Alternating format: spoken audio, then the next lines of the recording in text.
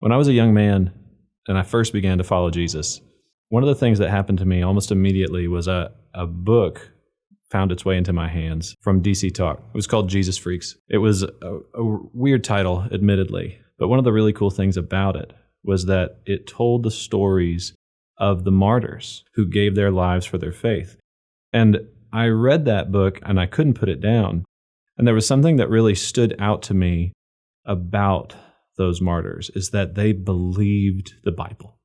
They believed all of it. And they were willing to give their lives up for it. I remember terrifying stories of horrendous deaths, horrendous torturous events happening, and they were willing to go through it because they knew what the truth really was. In fact, there was one martyr who was actually being skinned alive, and he told his torturers, "Thank you for removing my earthly garment so that I can prepare for my heavenly one." And those stories really made Christianity very real to me early on in my faith. And the more that I read and study the Bible, the more that I see Jesus obviously thought the same way.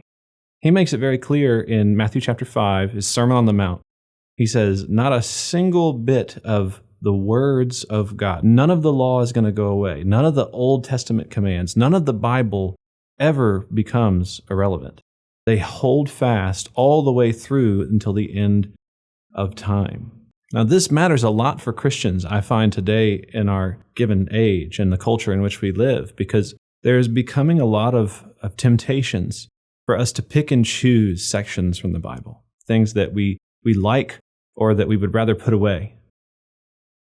And that's incredibly dangerous. If what Jesus said is true, if none of the Bible ever goes away, if it all holds fast until the end of age, then that means we must hold on to all of it, even the pieces that are uncomfortable in our given culture, even the pieces about abortion, even the pieces about homosexuality, even all of the ones that will get you censored in the public sphere and knocked out. Jesus also made it very clear in his teachings that those who didn't hold fast to all of the Lord's commands, they weren't actually his followers to begin with. He said things like, at the end of the age, many of you will call to me, Lord, Lord, and I will say, depart from me, you workers of iniquity, for I never knew you. That's an interesting statement. And it means that there are people who actively believe that they're following Jesus now, and really they've rejected him again and again. He said other things like, if you're lukewarm, meaning if you're not fully devoted and following Jesus, following all of God's commands throughout all of the Bible, then he'll spit you out of his mouth.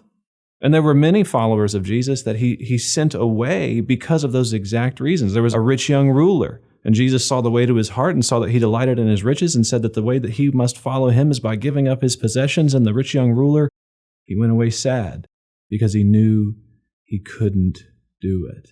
This is why these stories of the martyrs are so important to me, and why I believe they shaped me in a good way very early on in my faith, because they held fast to the testimony of the Bible no matter what the cost.